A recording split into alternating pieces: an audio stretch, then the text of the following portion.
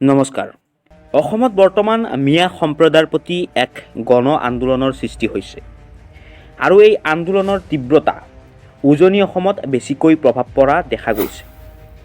উজনি অসমত এতিয়া তাৰে বিভিন্ন সংগঠনে হাতে হাতে লাঠি লৈ মিয়া হাটাও অভিযান আৰম্ভ কৰিছে। কিন্তু উজনিৰ পৰা মিয়া খেদিলেই অসমত এই সমস্যাটো সমাধান হ'বনে বাৰু? আচলতে অসমৰ দৰে এখন ৰাজ্যত ইমান মিয়া সম্প্ৰদায়ৰ লোকসকল ক'ৰ পৰা আহিল? এয়া এক চিন্তা কৰিবলগীয়া প্ৰশ্ন। আমি কিছু পাছলৈ ঘূৰি যাওঁ। চন 1971। পূৰ্বৰ পূব পাকিস্তান নতুনকৈ স্বাধীনতা লাভ কৰি এতিয়াৰ বাংলাদেশ হ'ল আৰু সেই সময়ত বাংলাদেশত বিভিন্ন ধৰ্মীয় সংঘাতে দেখা দিলে আৰু তাৰ ফলস্বৰূপে অসম, ৱেষ্ট বেংগল আদিলৈ বহু বাংলাদেশী লোকৰ আগমন ঘটিল আৰু তাৰ পৰাই মেইনলি আৰম্ভ হ'ল অসমত এক বাংলাদেশী সমস্যা। এই বিদেশী সমস্যাৰ বাবে অসমত অসম আন্দোলনৰ দৰে ঐতিহাসিক আন্দোলন দেশবাসীয়ে দেখা পালে। প্ৰায় 855 জন শ্বহীদ হ'ল এই আন্দোলনত। কিন্তু ইমানৰ পাছতো অসমে এই সমস্যাৰ পৰা মুক্ত নহ'ল। 1955 চনৰ বিপৰীতে 1971 চন কাট অফ হিচাপে পালে অসমে। চালিজাৰি শেষত অসমে লাভ কৰিলে এটা টুপি, তেতিয়াৰ কেন্দ্ৰ চৰকাৰে দিয়া এটা ডাঙৰ টুপি। मुझे बहुत खुशी है, मैं आपको आज बता सकता हूं कि कल रात को बल्कि आज सुबह करीब 2:45 बजे एक समझौता हुआ है आसाम के विद्यार्थियों और भारत सरकार के बीच में।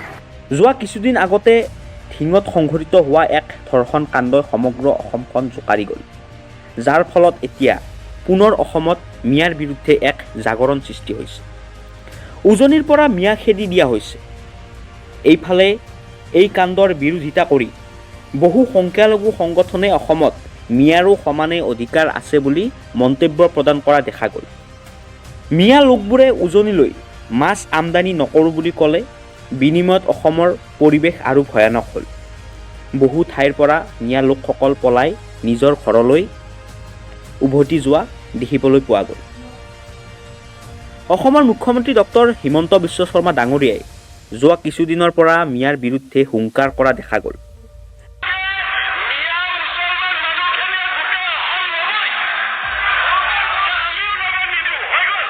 যিজন হিমন্ত বিশ্ব শৰ্মা ডাঙৰীয়াই এটা সময়ত টুপি পিন্ধি মিয়া লোকৰ ভোট খুজিবলৈ যোৱাও আমি দেখিছোঁ। আচলতে কি বিজেপি, কি কংগ্ৰেছ, কোনেও এই বাংলাদেশী সমস্যাটো সমাধান নকৰে। কিয়নো ভাৰতীয় জনতা পাৰ্টীৰ প্ৰধান ৰাজনীতি হ'ল হিন্দুত্ব। গতিকে যদিহে মিয়া অসমত নাথাকে তেন্তে কাক লৈ এই ৰাজনীতি কৰিব বিজেপিয়ে? আৰু কংগ্ৰেছৰ বাবে মিয়া এক ডাঙৰ ভোট বেংক। গতিকে ৰাজনৈতিক দলবোৰক বিশ্বাস কৰাটো আমাৰ বাবে এক ডাঙৰ মূৰ্খামি। আজি অসমীয়া জাতিটোৱে এবাৰ চিন্তা কৰা উচিত যে মিয়া অসমৰ বৰঘৰত সোমাইছে। আপুনি আপোনাৰ ঘৰৰ ওচৰৰ কনষ্ট্ৰাকশ্যন ছাইটটোলৈ যাই এবাৰ চাওক, তাত 90% মিয়া লোক আপোনালোকে দেখা পাব। পাচলিৰ বজাৰলৈ যাওক, তাতো মিয়াৰ দ্বাৰা উৎপাদিত শাক পাচলি। মাছৰ বজাৰখনো প্ৰায় মিয়াৰ দখলত। অসমীয়া মানুহে কৰা খেতি, ধানৰ পৰা সৰিয়হলৈ সকলোতে মিয়া। চহৰৰ ডাঙৰ ডাঙৰ বিপণীসমূহ হয় মাৰোৱাৰী নহয় বিহাৰীৰ দখলত। তেন্তে এবাৰ ভাবি চাওকচোন, কি আছে আমাৰ, কি আছে অসমীয়া? আৰু আমি মিয়া খেদাৰ কথা কওঁ। লাচিত শংকৰ আজানৰ দেশ বুলি গৌৰৱ কৰা অসমীয়া আজি পথভ্ৰষ্ট।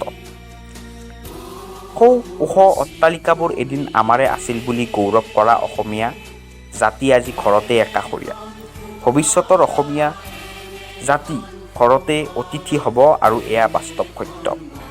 শেষত এটাই কথা কওঁ, হে মোৰ আপোন অসমীয়া জাতি, আমি জাগিব হ'ল, আমি কৰ্ম কৰিব হ'ল, নহ'লে আমাৰ সন্তানে এদিন প্ৰশ্ন কৰিব, আমাৰ সোণৰ অসমখন ক'ত?